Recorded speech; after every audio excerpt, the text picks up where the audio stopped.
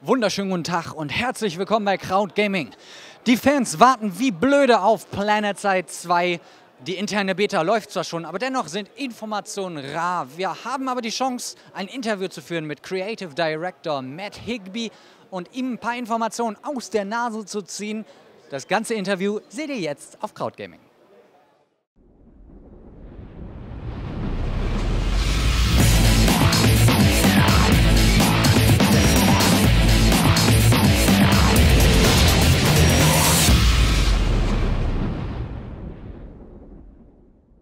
The great Matt Higby is with me. You're the creative director of Planetside 2, is that right? That's absolutely right. Awesome. So first things first, I want to greet you from the great Planetside 1 outfit. Better red than that. Those guys are insane about Planetside 2. Awesome. And they want to thank you for all the commitment you're doing and you and your team are doing for Planetside 2. Thank you. You're welcome. Thanks for being a fan of Planetside and Planetside 2. How could you not be? But anyways, I hope you're not mad at me about fraction picking, because we are hardcore Terran Republic. And so we have the question, in the promotionals of Planetside 2, the main focus seems to be on either the new conglomerate or the venue Serenity. When will this act of repression end and the true glory of the Terran Republic will be shown? You know, I hear from everybody that their faction is underrepresented. Everybody, even NC people. So we say, we need more NC stuff out there. So they're obviously wrong. They are wrong, actually, because there's a lot of NC stuff out there. But I think it just shows how strongly people feel about their factions, how loyal they feel to it, that they want more. I only want to see Vanu footage. I only want to see new conglomerate footage, And if it's not that, then it doesn't count. That's cool. All right. Another faction picky question. How will the Vanu Serenity remain in the game without an overpowered weapon like Jackhammer? Well, I mean, they have their own overpowered stuff. Right now, I honestly feel like the Vanu have the most powerful vehicles in the game. Like the Mag Rider is just ridiculous, and we got to nerf that. I'm basically across the board a really big proponent of nerfing anything that's Vanu, and all the TR stuff too. I just think, why give you guys good stuff? All right. Why? All right. No. Let's get serious, but.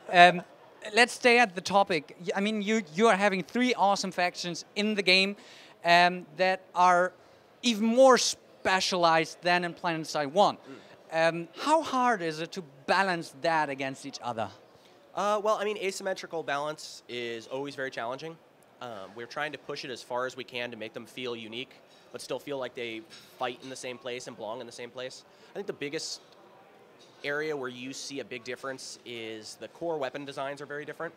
So like Vanu weapons, for instance, they don't have any bullet drop to factor in, which means that their weapons are far more accurate at range than the other guys are. And the aircraft obviously fly very differently. It's a challenge. It's definitely an ongoing challenge, but one of the best things to do is just try to give everybody strengths and weaknesses, things that they're specifically very good at, and they can feel like they're badasses when they do it. So with the balance out of mind, we're coming to the battlefield. That has changed a bit from Planetside 1. I mean, we started in 2003 with the old Usher map with the single planet, and then sometime later the planet broke up and all the tiny planets came. That's different now in Planetside 2. Yeah, absolutely. Planetside 2 we call a revisioning of Planetside. So if you played Planetside, you're going to be able to really feel familiar places, familiar themes, but the game itself and the lore is all sort of reset.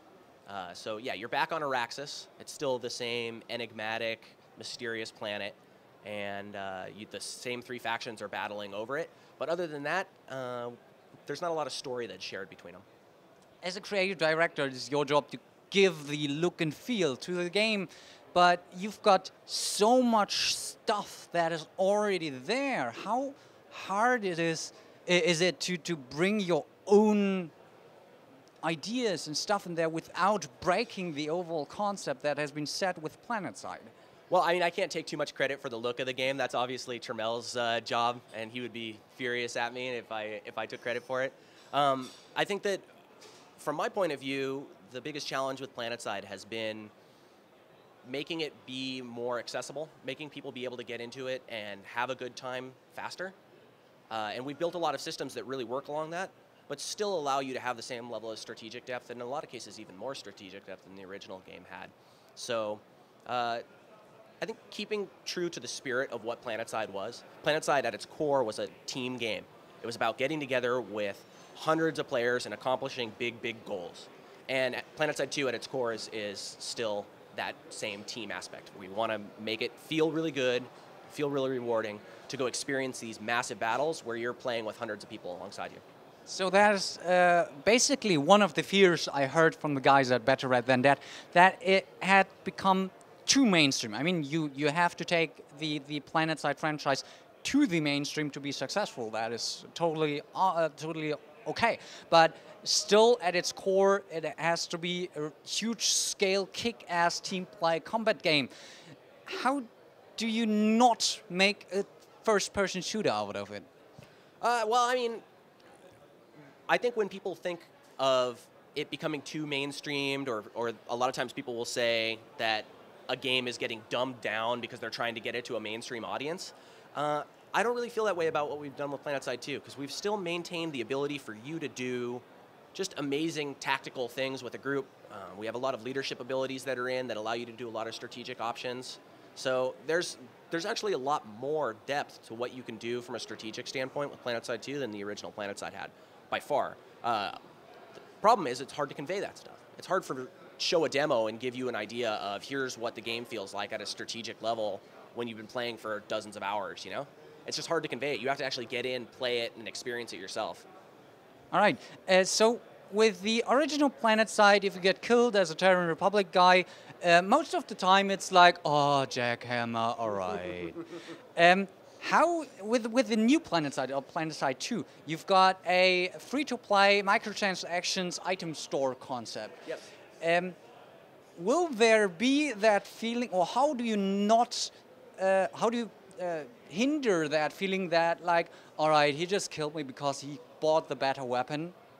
That's a great question. So one of the things that we've worked a lot on is trying to make sure that our free-to-play model doesn't ever feel like a pay-to-win model. Mm-hmm. All of our weapons in the game are all balanced against each other. So none of them are designed to be better overall than another gun. They're just different. So you have one that could be better in this situation than the other one was.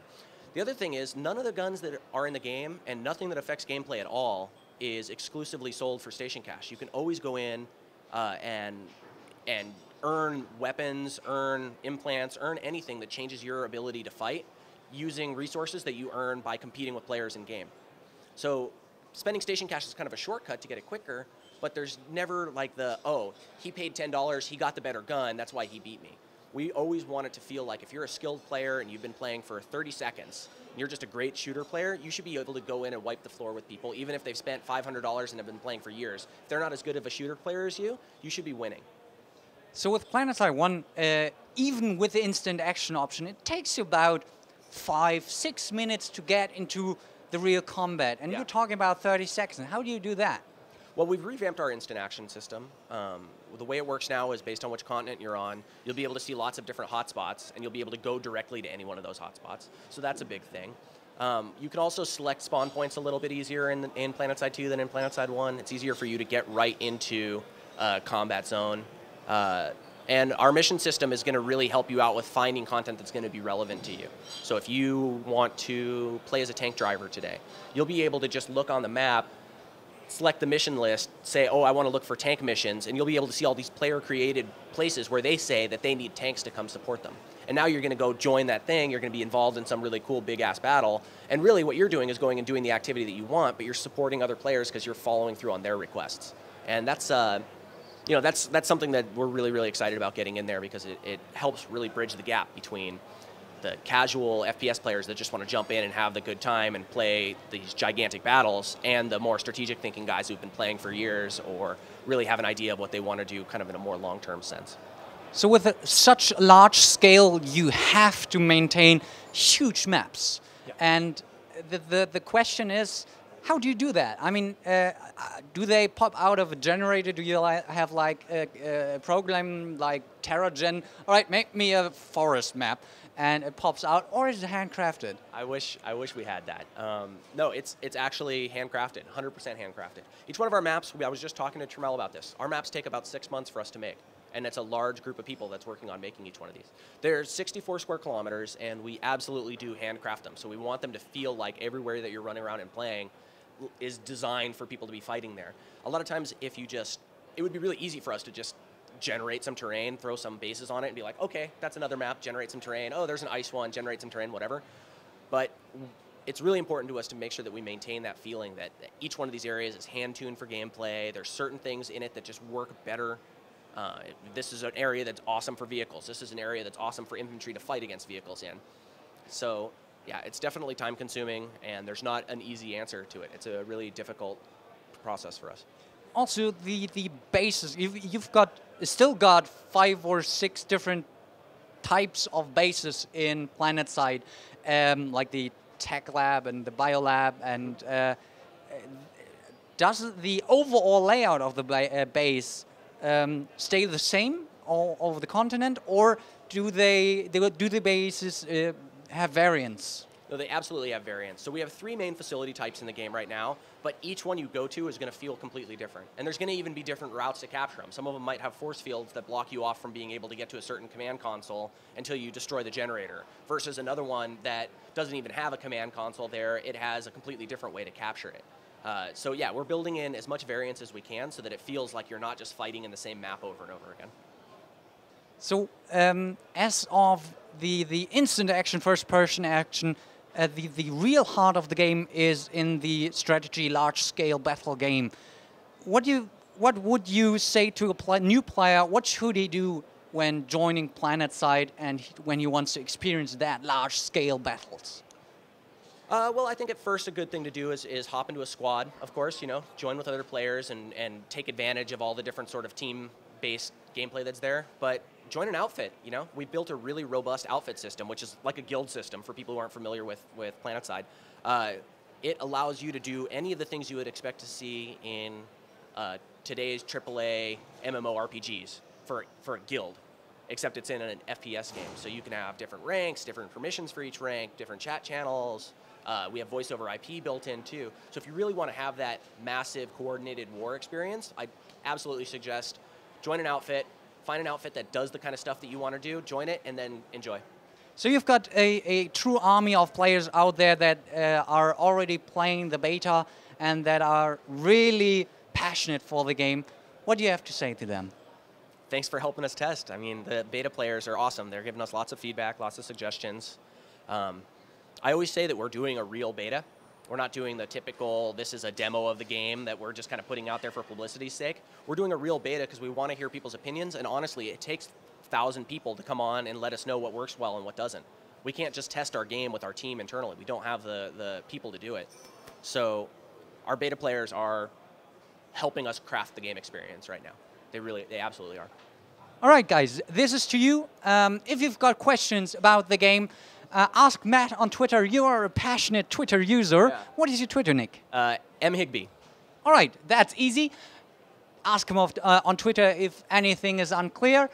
Otherwise, thank you, Matt. Thank you. Thank you for making a great game, and we're out. Bye. See ya.